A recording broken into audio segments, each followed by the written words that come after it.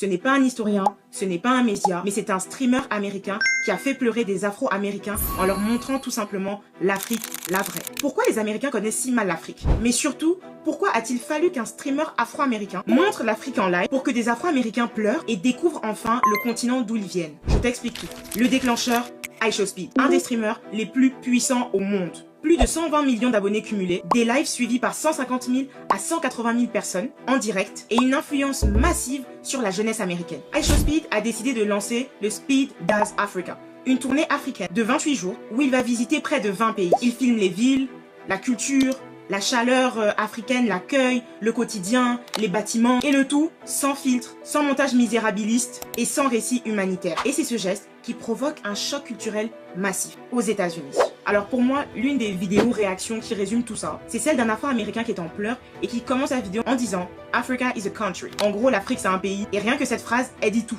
Après ça, il se met à pleurer. Il dit qu'on lui a menti, que les Africains ont l'air beaucoup plus libres que les Afro-Américains, plus heureux et que l'Amérique est un piège. Ce sont ses mots. Alors, pourquoi l'Afrique est absente de l'école américaine? Ce n'est pas un oubli, c'est un choix politique. Carter G. Woodson l'expliquait déjà dans The Miseducation of the Negro. Contrôler l'éducation, c'est contrôler la perception de soi. Aux États-Unis, pas d'histoire africaine précoloniale, sauf à l'université où tu peux faire African Studies. Et pour beaucoup d'Afro-Américains, leur histoire commence à l'esclavage. Et malheureusement, ce que l'école efface, les médias le figent. Pendant des décennies, l'Afrique est montrée aux États-Unis uniquement à travers des ONG, des famines, des guerres et la souffrance. Edward Said l'expliquait. L'Occident fabrique l'autre pour se penser sauveur. Et même au cinéma, Blood Diamond, Hotel Rwanda, Tears of the Sun, toujours la douleur, rarement la vie.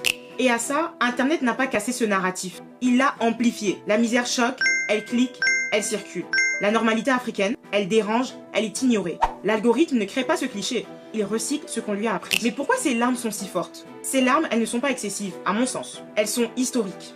La colonisation produit une rupture psychologique avec l'origine. Quand tu découvres que ton continent n'est pas ce qu'on t'a décrit, tu comprends qu'on t'a volé une partie de ton identité. Et pour moi, le parallèle avec Black Panther et le Wakanda est tellement spot on. Genre, c'est clairement ça. Est-ce que vous vous souvenez des réactions des Afro-Américains qui s'habillaient en africain, qui pleuraient dans les salles?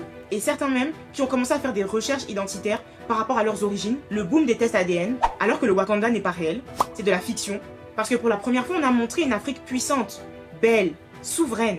Et aujourd'hui, ce que Speed montre, c'est une Afrique réelle. En gros, l'Afrique n'a jamais changé. Ce qui a changé, c'est le regard. Et si un streamer suffit à déconstruire des décennies d'effacement, alors le problème n'a jamais été l'Afrique. Le problème, c'est le récit. Et toi, qu'en penses-tu?